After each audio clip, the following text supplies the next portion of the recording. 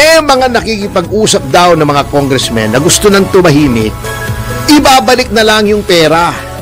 And then, baka mag-plea bargain daw or whatever. Kasi, we're also trying to lay down the mechanics for restitution.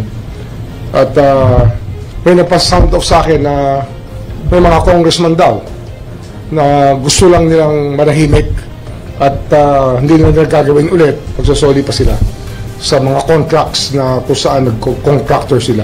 Kasi lahat ng ganito will end up with plea bargaining. At yun ang talagang ending. Ang ibig sabihin, ayaw nilang makulong. Kasi gusto nilang manahimik eh. Opo. Para sa akin cannot resist saying this. Hindi dahil sa gusto nating laging upakan si Boying Remulla. Kasi wala talaga pong magandang ginagawa. Okay, himayin po natin tong sinasabi niyang restitution. Okay. Ibabalik yung pera, magpi-plea bargain ka, well, presumably walang kulong. Opo. Yun ba ang gusto nating iparating sa ating mga kababayan? Magnakaw ka. Pag nahuli ka, Para absuelto ka. ibalik mo na lang yung pera. Absuelto ka na. May tubo ka pa. Pangit eh. Number one, sinong magdedetermine kung magkano? Hindi na dadaan sa korte yan. Kayo na lang mag-uusap-usap dyan. Teka muna. Mali yun. Malabo yan. Nagkakaayusan dyan eh. Kung 10 bilyon ang ninakaw ko, balik ko 5. Bigay ko sa iyo 1. Hindi ko sinasabing kay Remulla ibibigay ha. Kung sino mang nagne-negotiate ha. Wala akong binabanggit na pangalan dito at wala akong ini-imply. Negosasyon. Ang sinasabi mo sa taong bayan, magnakaw ka lang. Pag hindi ka nahuli, iyo lahat yan. Pag nahuli ka, ibalik mo lang, walang consequences. Wala nang titigil magnakaw. Mga tirada nyo naman dyan ako na-iskandalo eh. Huwag mo nang pasukin yan, Primo Boying. Napakasagwa po niyan. Restitution in favor of restitution, plea bargaining. Malversation, baka plunder pa yan eh. Okay. Okay, eto kasi may nagtatanong lang bago natin ipasok si Calando. Ano daw na naman yung pinagsasasabi ni Boying na may mga nakikipag-usap daw ng mga congressmen na gusto nang tumahimik, ibabalik na lang yung pera. And then, baka mag-plea bargain daw or whatever. Ang ibig sabihin, ayaw nilang makulong. Kasi gusto nilang manahimik eh. Kung sinasabi ni Boying na gusto na nilang manahimik, walang kulong yon. Yes. Kasi hindi ka mananahimik dun sa kulungan eh. Ulo ka roon, mahirap doon eh. Para sa akin huwag mo nang pasukin yan, Primo Boying. Napakasagwa po niyan. Restitution in favor of restitution, plea bargaining, malversation, baka plunder pa yan eh. Eto, natatawa lang talaga ako. I cannot resist saying this. Hindi dahil sa gusto nating laging upakan si Boying Remulla. Kasi wala talaga pong magandang ginagawa. Okay, himayin po natin tong sinasabi niyang restitution. Okay. Ibabalik yung pera, magpi-plea bargain ka, well, presumably walang kulong.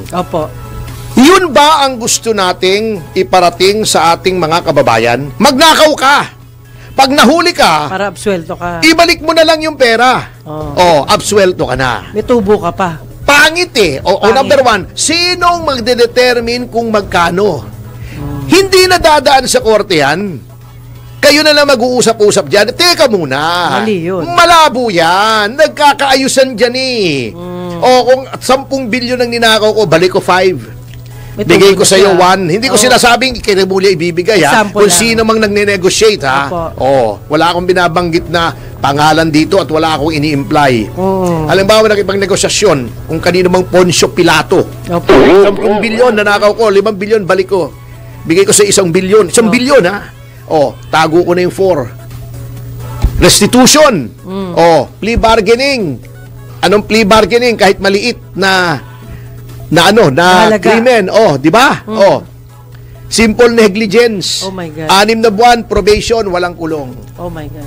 Pwede ba yun? Nasaan ang hustisya ron? Hindi po, pangit po sa mata ng ibang tao. Yes. Diyan magkakaroon ng corruption dyan eh. Magkakaroon ng negosasyon. Ang sinasabi mo sa taong bayan, magnakaw ka lang. Pag hindi ka nahuli, iyo lahat yan. Pag nahuli ka, ibalik mo lang, walang consequences. Wala nang titigil magnakaw. Mga tirada nyo naman eh. Diyan ako na-iskandalo eh. Number 2, di ba palagi nating sinasabi, bakit hindi i-file ng plunder? Okay, etong sasabihin, sinabi ni Boying, mahirap patunayan niya ang plunder kasi hindi mahanap yung mastermind. Paano hindi mahahanap yung mastermind? Pinatigil yung Blue Ribbon Committee nung papunta na sa mastermind. Bagay yung ICI, di ba, pinatawag si Martin Romales. Hindi ko sinasabing si Martin ang mastermind, sinasabi ko lang yung konteksto.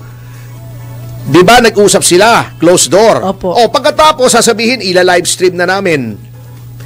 Tapos na si Martin sa kanyo ila-livestream, di ba? Bakit ngayon lang? Bakit hindi from the start? Bago sasabihin ng ICI, wala kaming technical capability. Hello!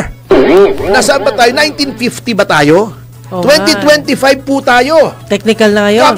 Pwede kaming nasa banyo ako. Computerized na. Naliligo ako, pwede kong i-livestream yung paliligo ko. Wala nga lang manonood. Anong pakialam nila? Puro bilbil makikita nila.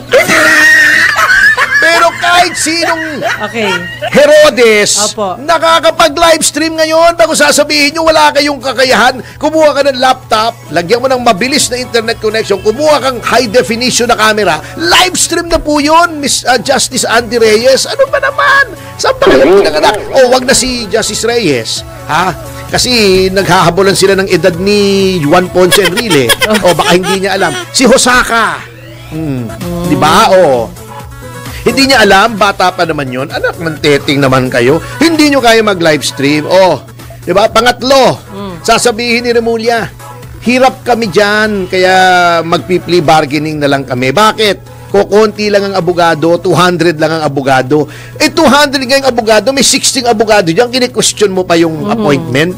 Dumaan naman sa proseso yan dahil lang hindi ikaw nag-appoint. Gusto mo yung mga tao mo i-appoint mo, walang ganyanan mga pogi.